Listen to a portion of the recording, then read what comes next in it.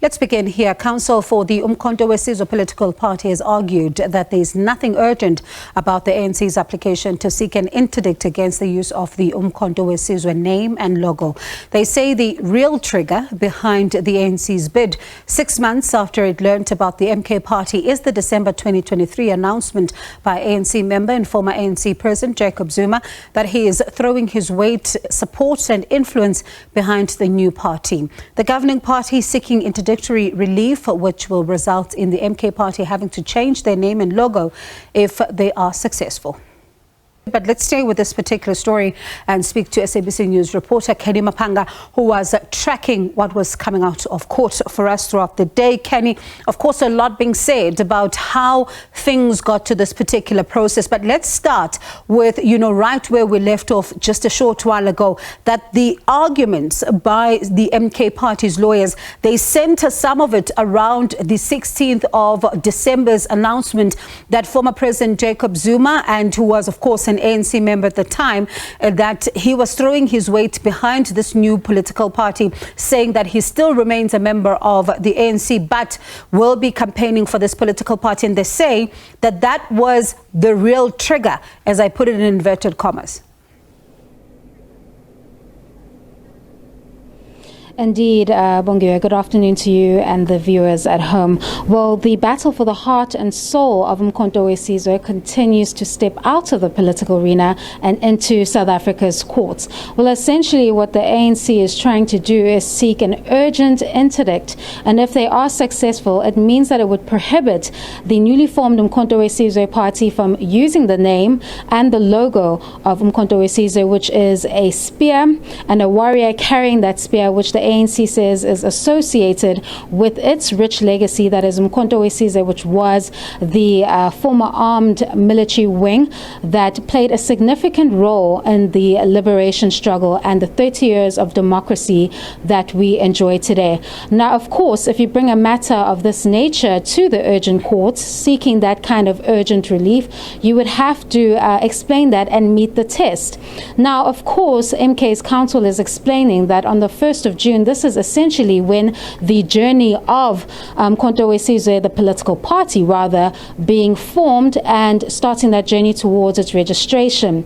You may remember that in the Electoral Commission, its own internal mechanisms, the ANC actually brought an objection to the registration of uMkhonto weSizwe with respect to the name. So it was a copyright dispute that they brought. They're saying that they can't use that name. That was rejected.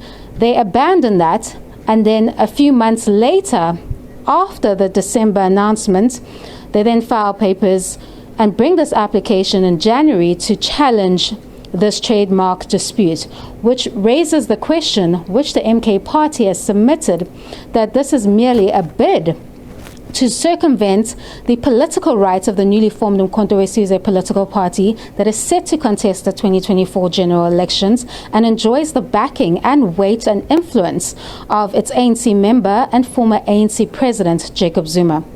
And Kenny, there was, of course, even that argument around the jurisdiction, matter, saying that that court may not have jurisdiction to then be able to hear this particular matter. Well, this is essentially the issue, Bongiwe. The Electoral Commission, the Electoral Court, they're all guided by the Electoral Act, and they deal with these kinds of electoral disputes. And there are those internal, reviewable and objectionable proceedings within, or rather mechanisms within the Electoral Commission in which you can bring such a challenge. And we've seen the ANC do so, but abandon it and turn to the High Court.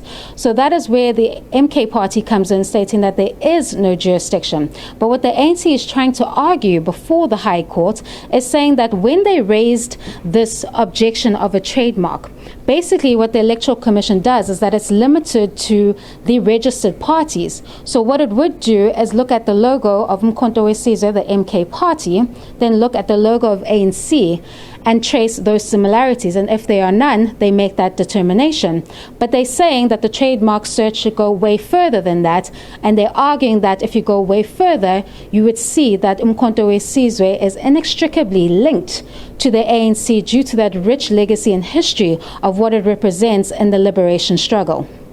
And Kenny, then, in terms of the process, let's remind the viewers who probably may have missed proceedings earlier, what happens now? Well, judgment has been reserved. When that judgment is ready, the court will pronounce, give that notice of delivery. Then we'll hear that determination from the court and what the implications will be thereafter. But we are preparing for the May elections that will be held on the 29th of May.